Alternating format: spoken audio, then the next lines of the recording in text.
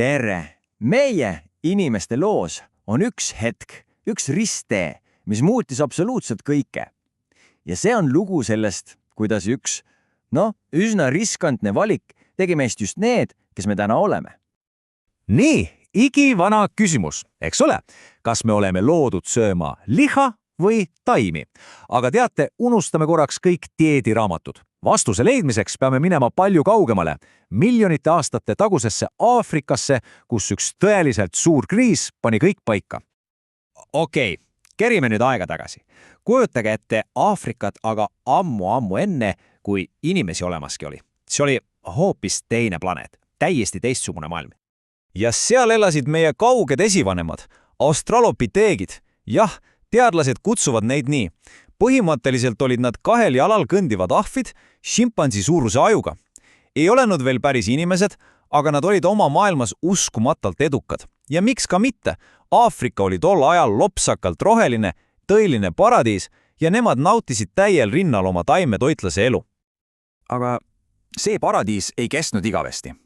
Umbes 3 miljonit aastat tagasi toimus midagi suurt. Kliima muutus radikaalselt. Aafrika hakkas kuivama. Ja see muutis absoluutselt kõike. Ja see muutus oli ikka päris dramaatiline. Vaadake, mida fossilid meile räägivad. 3,3 miljonit aastat tagasi oli Aafrika paksult täis metsaelanikke, aga vähem kui 2 miljonit aastat hiljem oli neist järel vaid käputäis.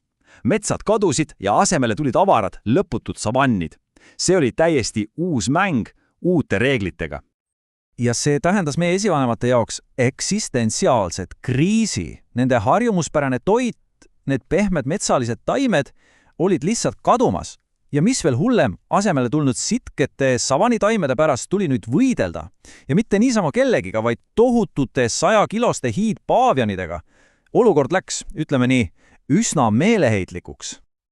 Nii see kriis viiski meie esivanemad teelaheikumelle. Ees sais valik 2 täiesti erineva tee vahel, 2 strateegiat, mis määrasid ära kogu meie liigi tulevikku. Ja need strateegiad olid nagu öö ja päev. Ühel pool oli Paranthropus. Tema tegi nii-öelda loogilise valiku, panustas täiega taimetoitlusele ja arendas endast ülima mälumismasina.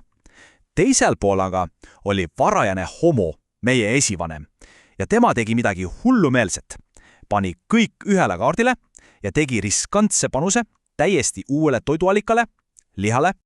Paranthropus läks seda teed, et kohandas oma keha toiduga sobivaks.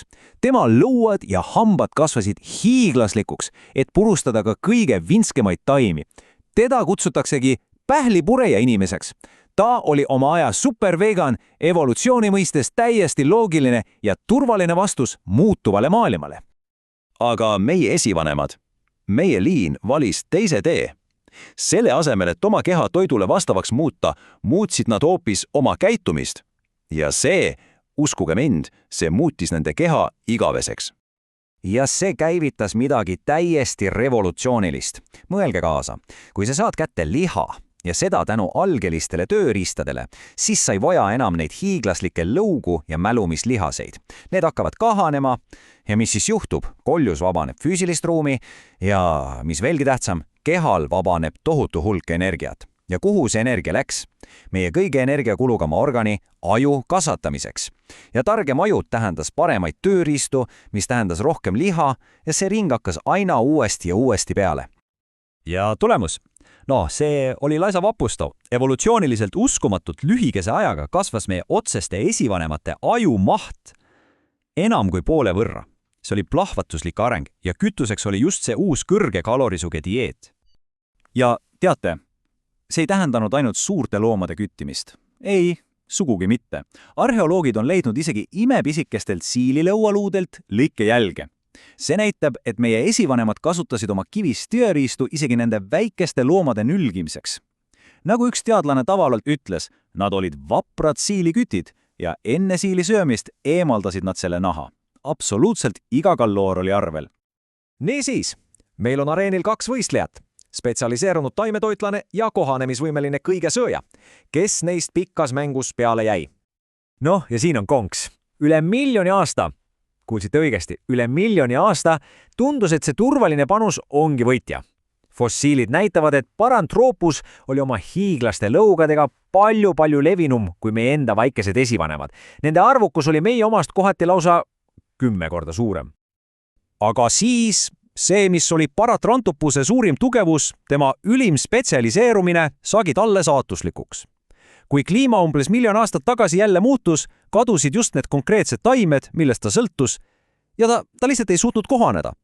Ta suri välja. Lugu läbi. Samal ajal aga meie esivanemate riskantne panus kohalemisvõimele tasus end lõpuks ära, suurelt.